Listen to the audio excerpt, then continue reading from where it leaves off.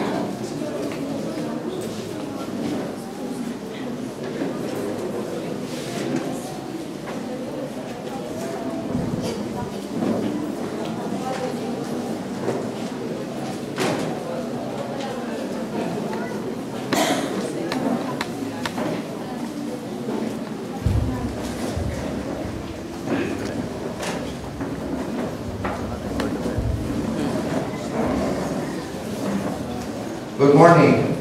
Good morning. Meron pa pong upuan dito sa unahan. Yung mga nakatayo po dyan sa likod.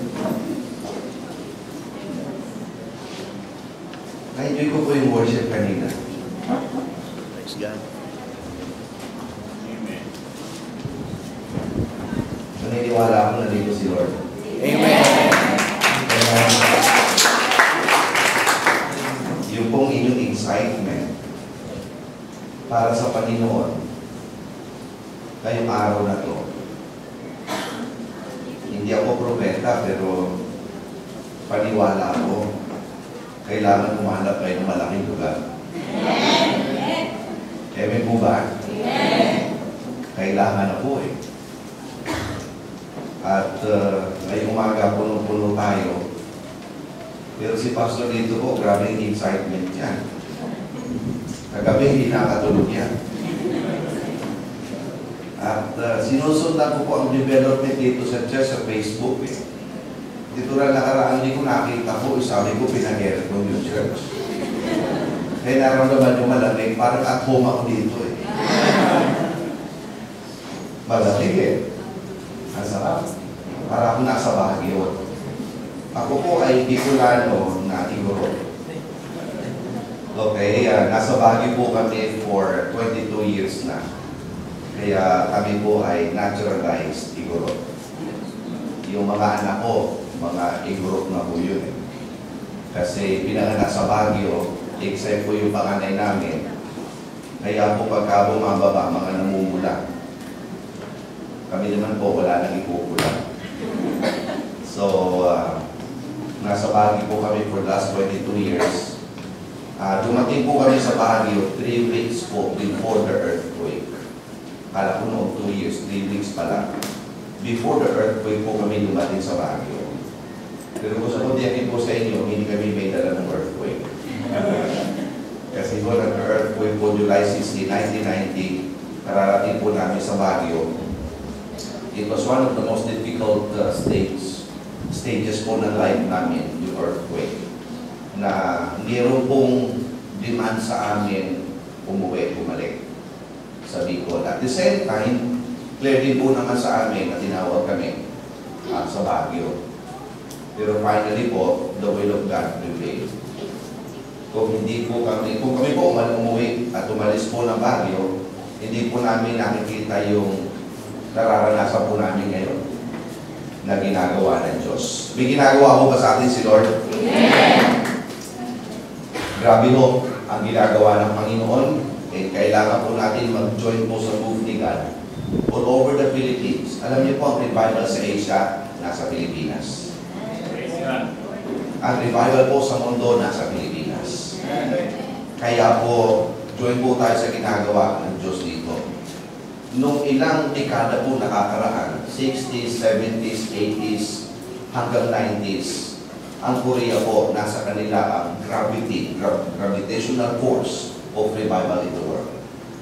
Kaya yung mga tao, kung sila pupunta, inaalam ano nangyayari sa Korea, nagkaroon ng mga prayer mountains po doon, nagkaroon po ng matinding prayer movement po doon sa Korea.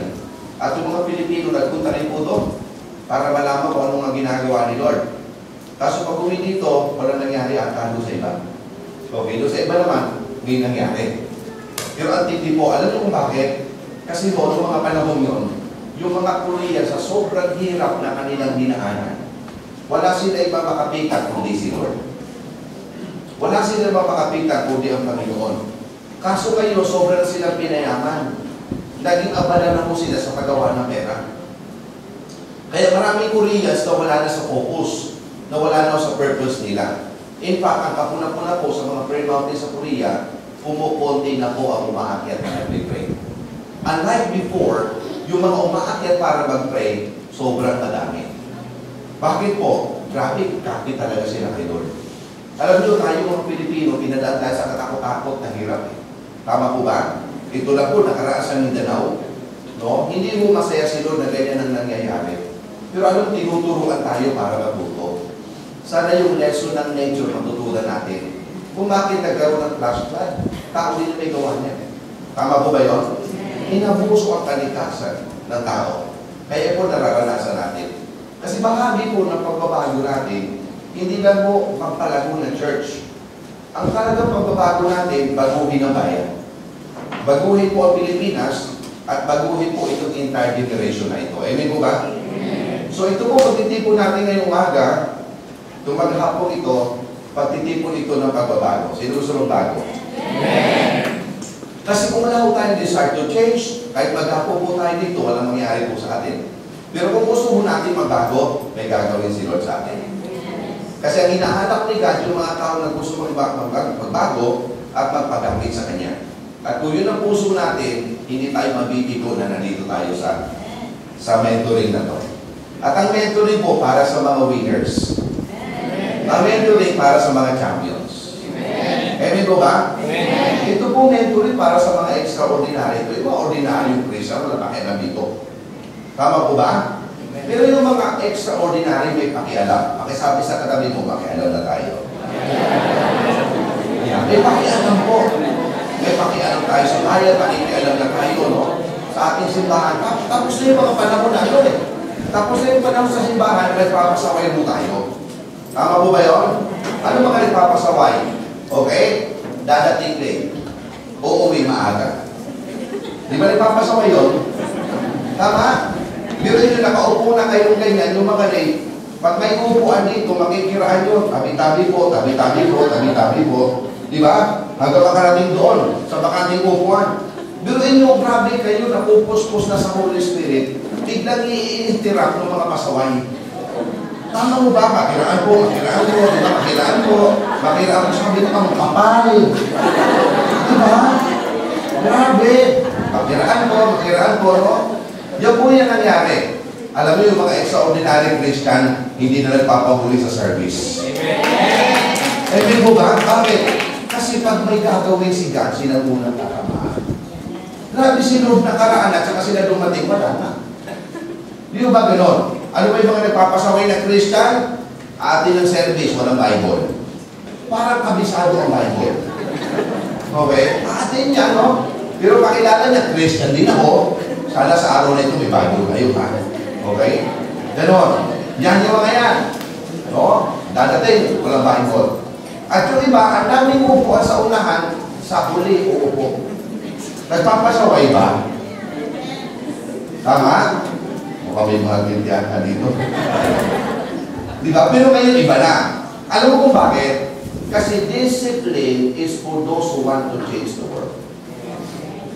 Yung ikaw walang pangarap na baguhin ang mundo mo, wala kang pakialam sa disiplina. Tama po ba? Pero kung may pakialam tayo at gusto natin baguhin ang mundo na ginagalawan natin, then let us begin to be disciplined. Amen po ba? Amen. Yung mga backsliders lang po ang umuupo sa likod. Yun yan, paborito nila yun. Okay? Pero yung mga gustong baguhin ng Pilipinas, gustong baguhin ng simbahan, ang generation po natin, umuupo yan sa unahan. Amen po ba? Hindi nagpapahuli. Kayo po, wala tayong upuan sa likod kasi puno tayo. Okay? Pero pagbalik natin sa mga simbahan natin, kayo ang magdadala na pagbabago. Amen ba? Magbago na po tayo. Magbago lang po tayo, may mangyayari sa Pilipinas. Magbago na tayo, may mangyayari na sa buhay nyo. Amen po ba? At yung mga taong binago, yun ang hinahabol-habol ng mga opportunities. Tama? Okay? Yan ang hinahabol-habol ng blessing. Alam mo yung mga tao po na hindi nagbago, naghahabol sila ng blessing. Pero yung mga taong nagbago, sila hinahabol ng blessing. Amen po ba yun? Okay? So yun po ang aking nakikita po na kailangan ng simbahan natin Pilipino, magbago na po. Saka mag-pray tayo. Grabe. Yung iba mga hindi nag-pray man lang. No? Kailangan po manalangin na po tayo. Kailangan po mayroong mangyayari sa simbahan natin na pagbabago. No? Umpisahan po natin sa panalangin. Amen ko ha? Pero lumapit sa akin, sabi niya, Pastor, ginawa ko na lahat yung D12. Wala pa rin nangyayari sa amin. Sabi ko, tinindihan na ba yung prayer? Ang ayaw nila mag-pray. Sabi sa akin, ayaw nila mag-pray. Sabi ko, hindi. Diyan mag-uumpisa lahat. Amen ko ba?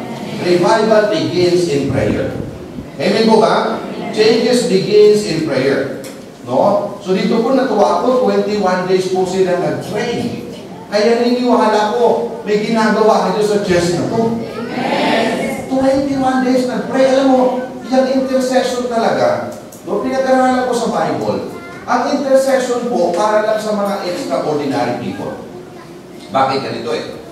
Yung alam natin prayer, petition prayer yun. Ano petition prayer? Yung lahat ng needs mo, sinasabi mo kay God, hinihingi mo kay God, lahat ng mga pang-personal mo, no, pinag-pray mo, hindi mo nalilimutan yan, okay? Malimutan mo na ang vision kasi personal needs mo, no? Minsan nga, nakalimutan mo na si Lord kasi personal needs mo, okay? Sabihin mo kay Lord, petition ang tawag Lord, tama? Pero ang intercession ay iba. Bakit? Ang intercession, ang pinag-pray natin, ibang tao at ibang bagay. Ibang concern. Alam mo, pag nag-pray ka na ng prayer of intercession, ang ibig sabihin nun, lumago ka na. Bakit? Yung mga hindi malagong Kristiyano, hindi marunong mag-pray ng prayer of intercession. Kasi gusto nila pinag-pray yung mga personal lang nila. Ang intercession, iba ang pinag-pray mo. Kaya ang intercession, nakita ko, ito palang linisin na to sa mga supernatural na tao. Ay, paano eh? Sa mga tao pala na hindi makasarili. Sa mga tao pala to na extraordinary. Yung po yung nag-pray ng prayer of intercession. Kasi it takes a lot of maturity to pray for other people. Bilhin mo, kakalimutan mo ang sarili mo, pag-pray mo ang pablisyon katabi mo. It takes a lot of humility and maturity. Tama po ba? At napansin ko, extraordinary po yun. No? Extraordinary. At ang ministry of intercession, yan po ay para lang po yan sa mga champions. Amen po ba? Para lang po sa mga champions yan eh. Alam mo sa church kasi sa Baguio, nag-challenge po kami ng daily prayer. Dito po, nag-21 days of prayer kayo. Kami po may daily prayer sa Baguio. Nung galing po kami ng Palawan, pag-uwi ko sa Baguio, isa po sa primary 12 namin, sabi ko, Pastor, pero sabi niya, ganito ang nilibig sa akin ni God. Ganito ang rayman niya sa akin. Sabi niya, ito ang gagawin natin sa church. So, pinakikinggan ko, sabi ko, nagpupunik sa spirit ko eh. Sabi ko, sige, gawin natin yan.